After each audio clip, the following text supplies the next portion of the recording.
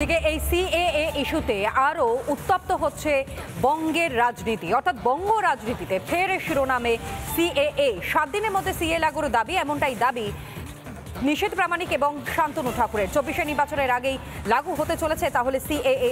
প্রথমে আপনাদেরকে শোনাই কেন্দ্রীয় স্বরাষ্ট্র প্রতিমন্ত্রী নিশীথ প্রামাণিকের বক্তব্য এবং তারপর শোনাবো কেন্দ্রীয় জাহাজ প্রতিমন্ত্রী শান্তনু ঠাকুরের বক্তব্য। শুনুন। দেখুন, প্রথম কথা বলবো, আপনারা জানেন যে সিটিজেনশিপ অ্যামেন্ডমেন্ট অ্যাক্ট হয়েছে এবং খুব তাড়াতাড়ি সিএ লাগু হতে চলেছে। এটা আপনাকে আজকে অন ক্যামেরা বলে যাচ্ছি। এবং সিএ লাগু হওয়ার পরেই পরিষ্কার হয়ে যাবে যে কাদের অনুপ্রবেশ ঘটেছে, কারা অনুপ্রবেশের মদত দিয়েছে এবং কারা কারা অনুপ্রবেশকারী, সেটা কিন্তু একেবারে পরিষ্কার চিত্র আমাদের সামনে চলে আসবে। এবং পাশাপাশি যারা এখন পর্যন্ত নাগরিকত্ব পায়নি, যারা বিভিন্ন দেশ থেকে প্রতারিত হয়ে, ধর্মীয়ভাবে প্রতারিত হয়ে এখানে এসছেন, হিন্দু, শিখ, খ্রিস্টান, বৌদ্ধ, জৈন, যাদের বিভিন্নভাবে যারা ধর্মীয়ভাবে প্রতারিত হয়ে সেই দেশের সংখ্যালঘু হয়ে যারা এসে ভারতবর্ষে আশ্রয় নিয়েছে, তাদেরকে নাগরিকত্ব, যারা এখন পর্যন্ত পায়নি তাদেরকে নাগরিকত্ব দেওয়া হবে। পাশাপাশি যারা অবৈধভাবে এখানে বসবাস করছে তাদেরকেও। তার জন্য তাহলে এনআরসি করতে হবে, মানে কোনটা আগে, সিএ না এনআরসি? তাহলে দেখুন, আমার উত্তরটা হচ্ছে যে আমরা যে অ্যাক্ট হয়েছে, আমরা সিএ যে অ্যাক্ট হয়েছে সেটাকে আমরা ইমপ্লিমেন্ট করব। সেটা কি 2024-এর ইলেকশনের আগে? ইমিডিয়েট সেটা আমরা করব, নিশ্চিতভাবে আমরা 24-এই করব। শান্তনুবাবু, বাংলার মানুষ জানতে চাইছেন, আপনারা তো অনেক দিন ধরে বলে আসছেন সিএ ইমপ্লিমেন্ট হবে হবে হবে, কবে হবে? দীর্ঘ 65 বছরে যেটা সমাধান হয়নি, সেটা অবশ্যই একটা বিস্ময়ের বিষয়।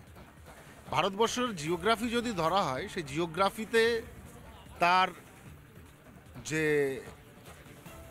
যুক্তরাষ্ট্রীয় কাঠামো, স্বাভাবিকভাবে ভৌগোলিক অবস্থান, ধর্মীয় অবস্থান, সামাজিক অবস্থান, নীতির অবস্থান, এগুলো বিচার করে সিএর ইমপ্লিমেন্টেশন করতে হবে।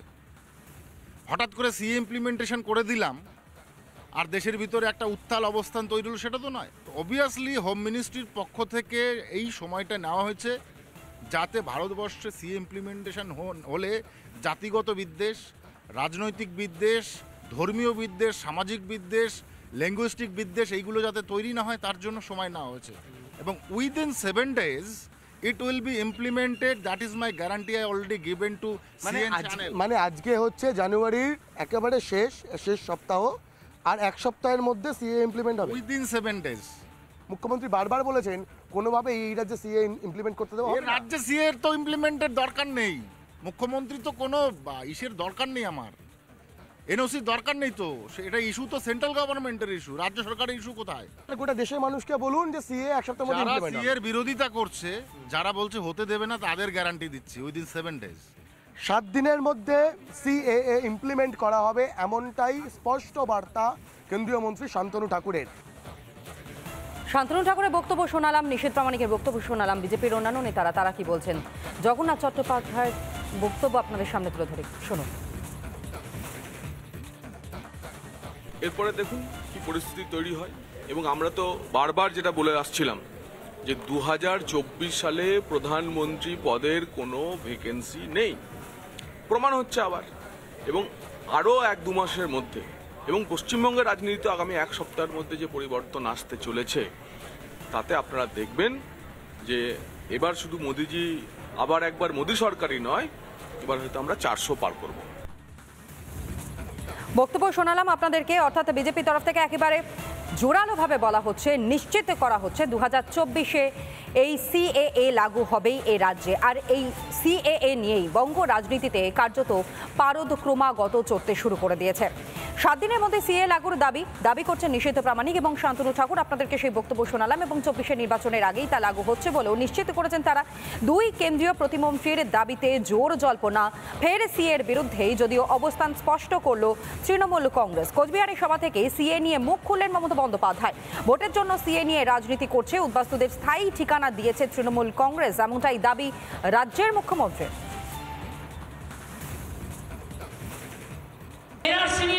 লড়াই করেছে কে? এর বাংলাদেশি বন্ধুরা, আপনারা তো ইতিমধ্যেই নাগরিক।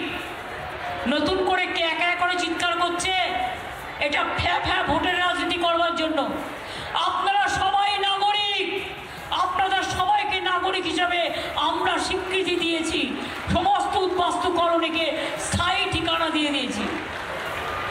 সে রেশন পায়, সে স্কুলে যায়, সে স্কলারশিপ পায়, সে কিষাণ বন্ধু পায়, সে শিক্ষাশ্রী পায়, সে ঐক্যশ্রী পায়, সে লক্ষ্মীর ভাণ্ডার পায়। তো নাগরিক না হলে থোড়াই পেত? বলুন আপনারা আমাকে, পেত? নাগরিক না হলে তারা ভোট দিতে পারত? মানুষ অত্যাচারিত। বিএসএফ সিদ্ধান্তে সীমান্তে আলাদা আইডেন্টি কার্ড দিতে চায়। মনে রাখবেন, বিএসএফ বর্ডার এরিয়ার ভেতরে ঢুকে আলাদা করে আইডেন্টিটি কার্ড দিতে চাইছে। নেবেন না, বলবেন আমার আধার কার্ড আছে, আমার রেশন কার্ড আছে, আমি তোমার 2 নম্বরই কার্ড নেব না।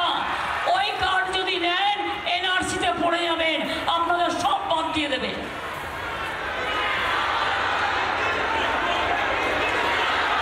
বিপদে পড়লে আমি আছি, বাঘের বাচ্চার মতো আছি।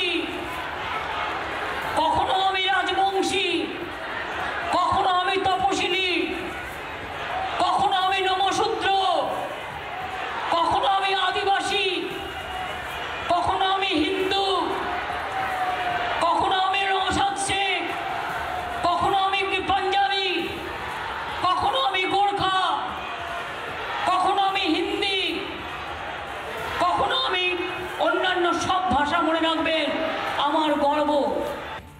যেন তেন প্রকারেণ এই সিএএ লাগু করা হবে না, লাগু করতে দেবে না তৃণমূল কংগ্রেস, এমনটাই স্পষ্ট বার্তা কোচবিহারের সভামঞ্চ থেকে দিলেন মুখ্যমন্ত্রী মমতা বন্দ্যোপাধ্যায়। আর এই সিএএ লাগু বা এনআরসি নিয়ে কি বলেছেন রাজ্যপাল সিবি আনন্দ বোস, শোনাই। I'm ignorant of politics. I cannot answer that. My concern is governance under the Constitution and the law. Whatever the Constitution and the law demands will be done. Everybody will need to realize, howsoever high you think you are, the law is above. রাজ্যপাল CB আনন্দ বোসের বক্তব্য আপনাদের সামনে তুলে ধরলাম। রাজ্যের বিরোধী দলনেতা শুভেন্দু অধিকারী কি বলছেন, শুনুন। সেন্ট্রাল গভর্নমেন্ট ডাইরেক্ট এনলিস্টমেন্ট করার জন্য সুযোগ দেবে। অর্থাৎ মমতা ব্যানার্জি এই ফালতু কথা কেউ শুনবে না। প্রথমত, সিএ এর সঙ্গে এনআরসির কোনো সম্পর্ক নেই। মমতা ব্যানার্জি একদিকে সিএ এর নাম পরিবর্তন করে এনআরসি, সংখ্যালঘু দাঁড়াবে সব করে 21-এর ভোট নিয়েছেন বাজার গরম করে। মাননীয় অমিত শাহজি, যিনি এই আইনের স্রষ্টা, তিনি ক্যাটেগরিক্যালি 2022-এর জলপাইগুড়ির মিটিং, শিলিগুড়ির মিটিং থেকে শুরু করে লাস্ট মিটিংয়েও বলে গেছেন যে তিনি এটাতে কারণ নাগরিকত্ব কেড়ে নেওয়ার আইন নয়। আর এদিকে তৃণমূলের সর্বভারতীয় সাধারণ সম্পাদক অভিষেক বন্দ্যোপাধ্যায় কি বলছেন, শুনুন। সিএ তো পাস হয়েছে আপনার প্রায় 4 বছর হয়ে গেছে, 4.5 বছর হয়ে গেছে। 2019 সালের ডিসেম্বর মাসে, 5 বছর লাগে রুল ফ্রেম করতে। বিকাশ রঞ্জন ভট্টাচার্য অর্থাৎ সিপিএম সাংসদ, তাঁর কি অভিমত, শুনুন। সিএ এনআরসিতে তো মমতার সৃষ্টি, এবং অমিত শাহ নিজেই বলেছেন যে মমতাই চেয়েছিলেন অনুপ্রবেশ বন্ধ করার জন্য। সুতরাং মমতার পরিকল্পিত নীতি আজকে বিজেপি কার্যকর করার চেষ্টা করছেন এবং অশান্তি সৃষ্টি করার চেষ্টা করছেন। নির্বাচনের আগে সিএ এনআরসির নাম করে গোটা রাজ্য জুড়ে অশান্তি তৈরির পরিকল্পনা আমরা দেখেছি। এর আগে সিএ এনআরসি যখন চালু করার কথা হয়েছিল, কি ব্যাপক বিক্ষোভ হয়েছিল দেশ জুড়ে। ওরা বাধ্য হয়েছিলেন আন্দোলনের মুখে পরিকল্পনা স্থগিত রাখতে। নিশ্চয়ই মমতার সঙ্গে ওদের ওটা গোপন বোঝাপড়া হয়েছে, সেই বোঝাপড়ার ভিত্তিতেই এটা চালু করার চেষ্টা, এবং নির্বাচনের আগে একটা নকল যুদ্ধ সেটাও টিকিয়ে রাখার চেষ্টা। এতে বিস্মিত হওয়ার কিছু নেই যদি মমতা এবং বিজেপি উভয় মিলেই এই সিদ্ধান্ত কার্যকর করার চেষ্টা করেন। মাঝে মাঝে অবশ্য মক ফাইট চলবে। দিলীপ ঘোষ কি বলছেন, বিজেপি সাংসদ, শুনুন। শান্তনু ঠাকুর প্রথম থেকে লড়াই করছেন সিএর জন্য, মন্ত্রী আছেন, তিনি জানেন কিভাবে কি হবে। উনি যখন বলেছেন সবাইকে ভরসা করবোই আমরা। তৃণমূল কংগ্রেস একেবারে স্পষ্ট অবস্থান যে সিএএ বা এনআরসি লাগু করতে দেবে না এ রাজ্যে। শান্তনু সেনের বক্তব্য তৃণমূল সাংসদ, শুনুন কি বলছেন।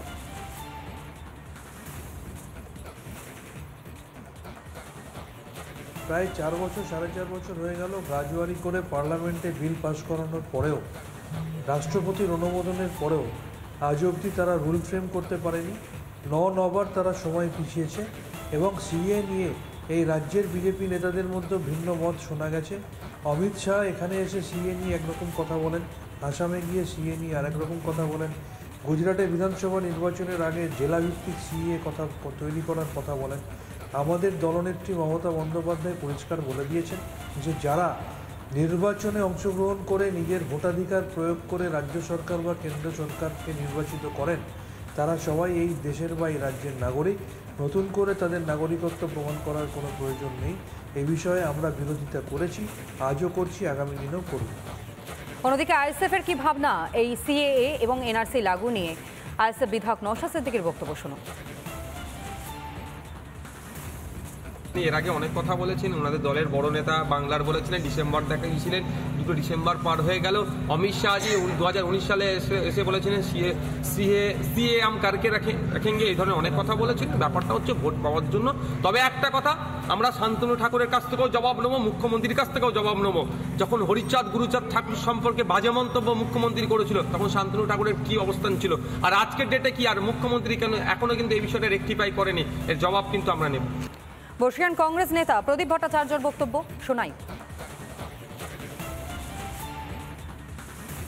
অন রেকর্ড বলছি, তারা না জেনে একেবারে বোকার মতো এই কথাগুলো বলছে। কারণ ওই কমিটির চেয়ারম্যান আমি নিজে ছিলাম, হোম স্ট্যান্ডিং কমিটি, প্রায় 3 বছর চেয়ারম্যান ছিলাম। যে রুলসটা তৈরি করা প্রয়োজন, সেই রুলসটা কোথায় তৈরি করেছে আগে এই দুজন মন্ত্রী বলুক। Where is the rules? যে রুলসের ভিত্তিতে সিএ হবে, এনআরসি হবে, সেই রুলসটা কোথায়? সেই রুলসটা ভারতবর্ষের মানুষ আগে দেখতে চায়। প্রতিবার এটা আসবে এবং ভোট চলে গেলে ওটাও চলে যাবে। ওটা হচ্ছে ভোটের সিএ, ভোটের এনআরসি।